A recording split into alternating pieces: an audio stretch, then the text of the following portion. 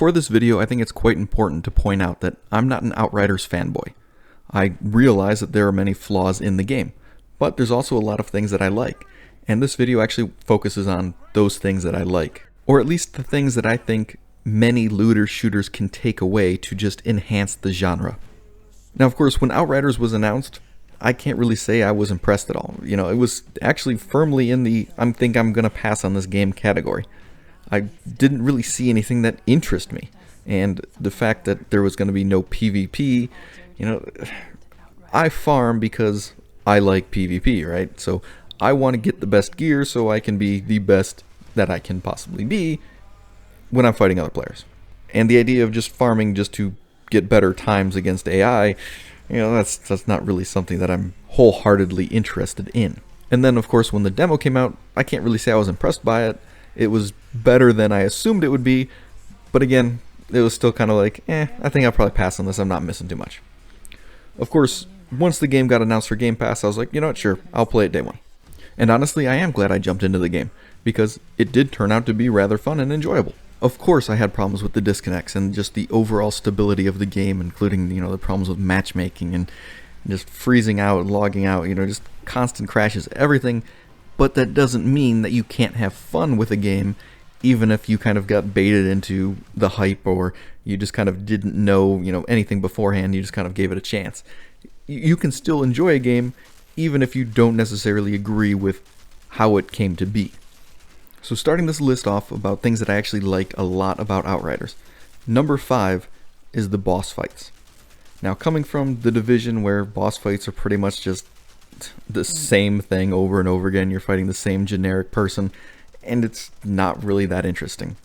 Some of them might have a random gimmick to them, but as a whole, it's all very samey. You know, it's not something impressive, it's not something you're going to remember. Outriders boss fights offer something that many games just don't for the solo player, or at least, you know, players that don't want to necessarily screw around with raids or, you know, giant multi-groups. If the huge multiplayer, you know, aspect is not something you want to really do, then a lot of these MMO light type, you know, looter shooters generally leave you out in the dust because there's nothing really for you past the basic enemies.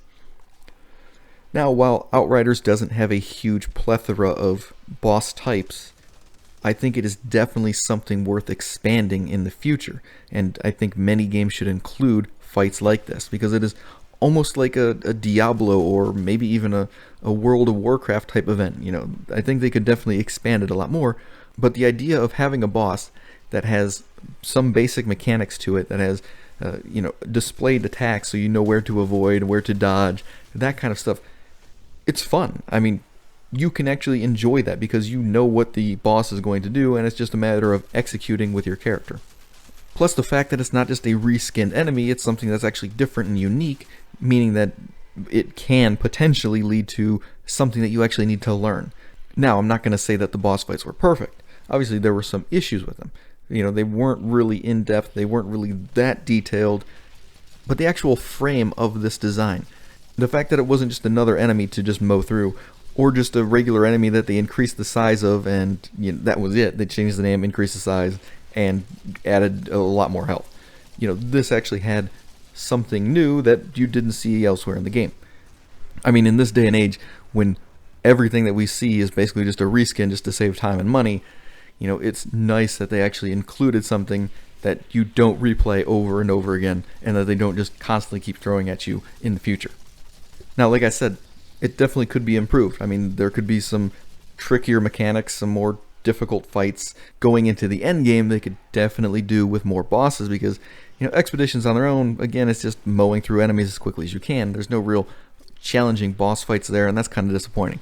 So I do see flaws in the system, but I really think it's a nice departure from something like the Division, where again, you're just fighting reskins of regular enemies that just have an incredibly high health bar. Now, coming at number 4 on this list of things that I like. And this is actually pretty simple. The game doesn't auto-log you out for being static for a certain amount of time. And honestly, there is nothing more annoying in one of these looter shooters where you're going through a mission, you know, you need to do something because life happens, right? You need to go to the bathroom, okay? I mean, there's times when I'm playing through a mission and I need to go number 2. It happens. There's times where I'm just like, I need to get a drink. I'm really thirsty. I don't want to sit here, just with dry mouth, suffering through this mission for the next, 15, 20 minutes. I'm going to go get a drink. I'm going to go get something to eat, whatever. Maybe the baby's crying. Maybe the wife calls you upstairs. Who knows? Whatever happens, right? When games auto-log you out, take away any progress that you made, or maybe you were just sitting in a menu, just doing something on your phone, and it just logs you out. It's aggravating. It's aggravating beyond belief. I can understand it if you're in a multiplayer game lobby and you're just, taking up space, not doing anything. Okay, there's maybe an exception for why you should be logged out. But if you are in a game where no one's joining you, you're not actively looking for people to play with, why should the game just log you out? That's something that I find unacceptable. And the fact that I can come back, 15, 20 minutes later, and my character is in the same little corner that I left them in, it's kind of refreshing. It's something like Destiny and Division just constantly just logging you out for being inactive for like 4 minutes. It gets annoying. It gets aggravating. I hate the thought of going through something happening, and then I just have to go through all this stuff over again because the game decided to log me out.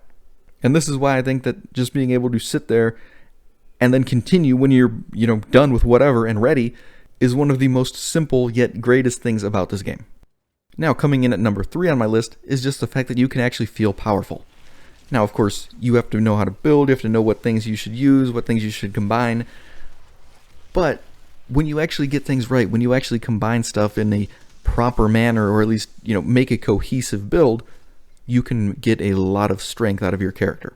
And this is nicely balanced with the challenge tiers and the world tiers of the game, because, there's certain moments where you're feeling powerful, you're feeling good, you're getting your build up, you're getting leveled up, all this stuff. And then, of course, you level up and then the enemies level up with you. So now you need to go back, fine tune your build a little bit and then get back out there. Or in the case of the double hammer, where you level up at the same time that you hit a new world tier and then you're really feeling the pain, it just makes it a little bit more fun to get back up to that power curve. And then, of course, once you reach the peak of that power curve, then it brings you back down a little bit so you can build your character up once more. But by the time you end up reaching, challenge tier 15, and you really start, fine-tuning everything in the build, you really start, hitting the nitty-gritty on it, you can see an incredible amount of power that you've basically managed to build into this. Once you get those legendary pieces that you really want, once you get those talents that you really want on your gear, once you get all your attributes fully maxed out, you can speed run a lot of this content really efficiently, and that makes it fun, because you can see this level of power that you're building up to. And it's far too common nowadays for games to just kind of constantly want to push you down in the mud.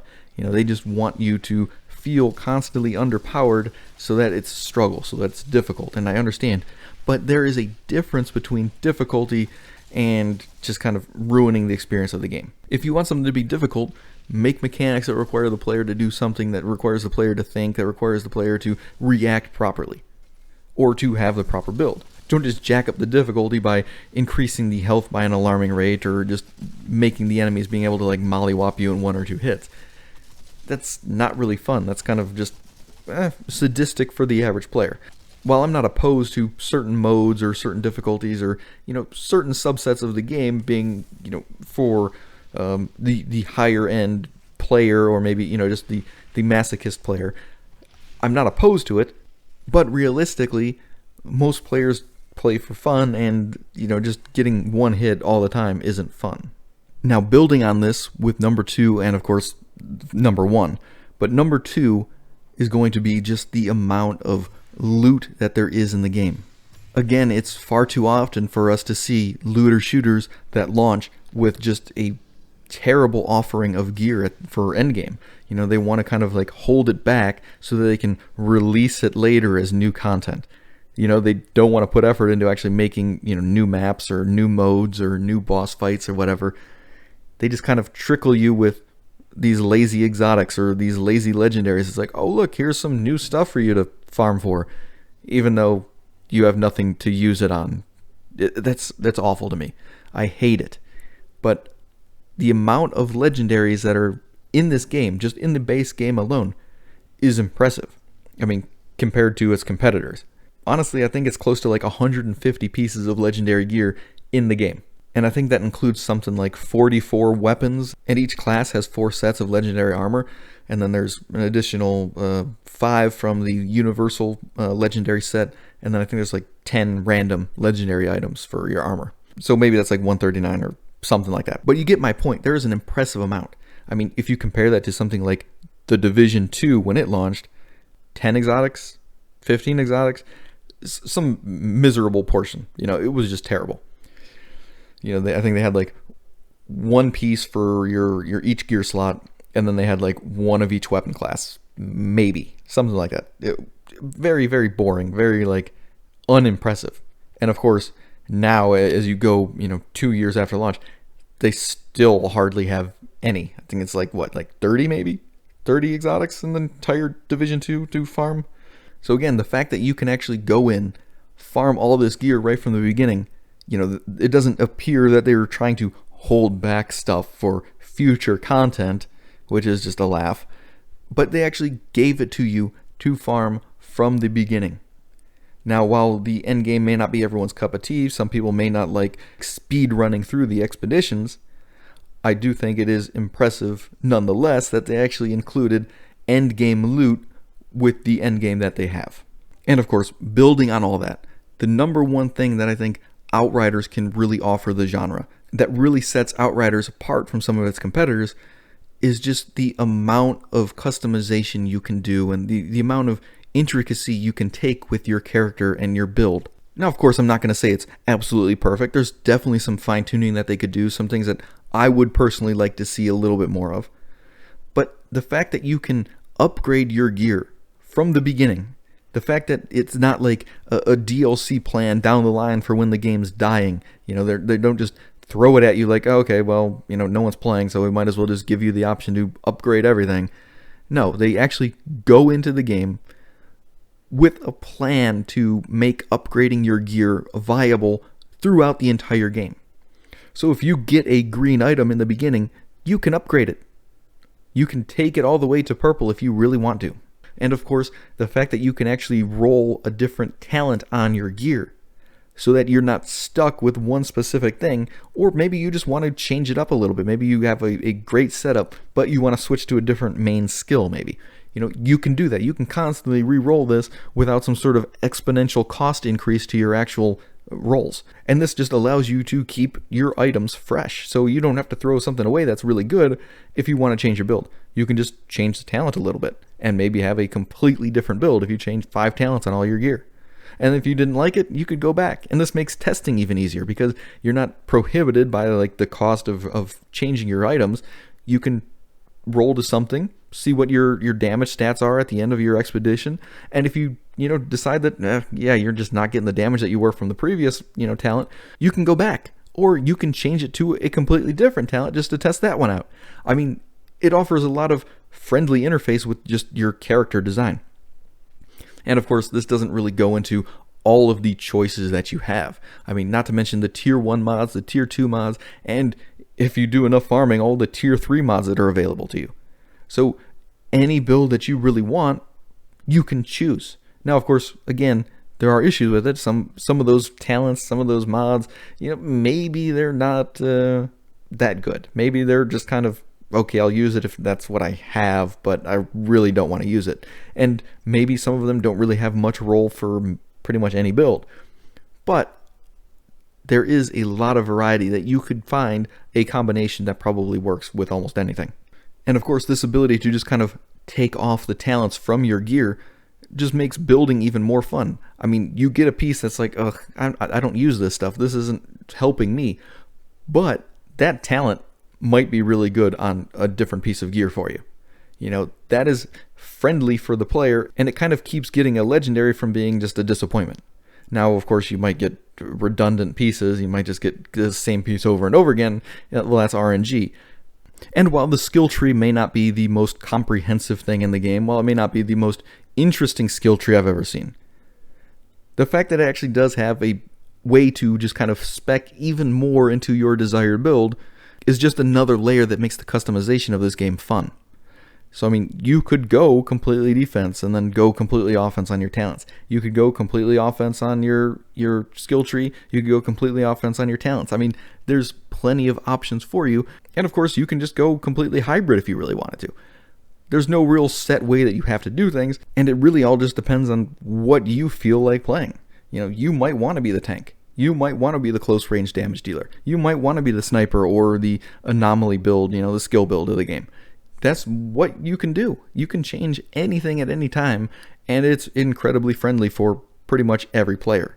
And this is from the launch of the game. This is not something that they just decided to add in just because, well, they got really nothing for the game, so they might as well just give you this thing. No, they actually make it friendly from the beginning, but it's not just a simple, like, okay, I found one piece and I can just make it god rolled. It's, I still have to farm, but when I get that piece, at any level, I have the chance to carry that with me all the way through the end. And of course, because there are so many different varieties of builds, it doesn't just mean that, okay, that's the only piece I'll ever use for the entire game. It means that I've got one piece that is great for one specific build. And if I want to try other things, well, I'm still going to need to farm for these other pieces. And in that lies the key to the balance of the game. You know, yes, you can get one piece, perfect it, and only play one play style throughout the entire game, and that's it, and yeah, that's fine. But for the average player, you know, we don't really like sticking to one thing and then just playing that, and that's it. You know, players like to experiment with these new things that they find. You know, they like to try to perfect these things, and being able to do that is enjoyable. The game isn't trying to overly suppress you as a player. It's not trying to, like, constantly refresh this loop of, oh, now you need to get this thing. Now, oh, this piece is now completely useless to you, so you need to go farm a new piece of gear. I guess you didn't find it in that level, so you're kind of screwed. You're going to have to completely change your build now. You know, it's friendly towards you. It doesn't make it incredibly easy, but it does give you the ability. If you want to farm for resources to improve this gear to continue to take it with you, you can do that. If you want to just roll completely new gear because you don't want to waste your resources early on, you can do that too. But that is the biggest benefit of this game. The heart of the game is about allowing you, the player, to build what you want, to use what you want, to keep the gear that you like, and to offer you new gear along the way. It's not a system based on punishment and basically just crushing RNG. It's about finding a balance between where do we, you know, draw the line between just giving you everything and where do we allow you to actually feel strong. And they've done a really good job in that. They've done something that a lot of these games just kind of have failed at for so long. So while Outriders may not be the perfect game, and it may not be a game for everyone, and maybe it just isn't for you. Maybe you're just, you know, not happy with the game. Maybe you just don't like it. Maybe you don't enjoy it. Maybe you don't even care. But if there is a looter shooter that I think is definitely showing good things in the space, that is showing things that, you know, hey, look, this is possible, I think Outriders is definitely setting the bar for some specific aspects of the looter shooter genre. I think boss fights should be included in a more spectacular manner. I think that the game as a whole shouldn't be punishing players just because they don't want to have their servers full with, you know, inactive players for 5 minutes who are, you know, going to the bathroom. I think it's fun that they actually allow you to carry the gear that you like with you throughout the game. I think it's fun that they actually have an appropriate amount of content and things to do at the launch of the game. Now I understand players always want more, but this is just a good baseline to start from. Now, of course, if they wouldn't have had the huge launch issues, if they wouldn't have had all those, you know, bugs and just kind of disconnects and just crashes, it would definitely be viewed a lot more favorably. But that doesn't take away the fact that the game did many things right. So I hope you're still enjoying the game, but thank you very much for watching. I'll see you in the next one.